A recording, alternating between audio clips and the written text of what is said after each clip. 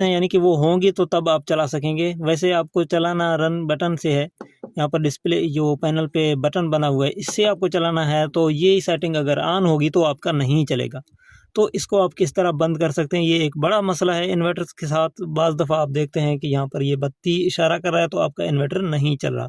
तो ये बिल्कुल सिंपल है, परेशान होने की बिल्कुल ज़रूरत नहीं है। एक छोटी सी सेटिंग है इसके अंदर, वो मैं आपको बता रहा हूँ इसी वीडियो में। तो वीडियो को लाइक करें और चैनल को सब्सक्राइब करें। अगर फेसबुक पर हमें देख रहे हैं तो बराए मेहरबानी फेसबुक पेज को ज़रूर फॉलो करें।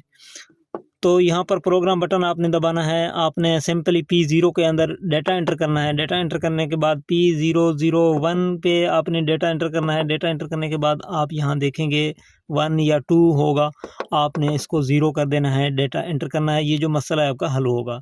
देखें, ये देखें वो बत्ती जो है ना बुझ गई है। अब ये रन कमांड जो है ना बटन से ले लेगा। देखें ये रनिंग हो रही है।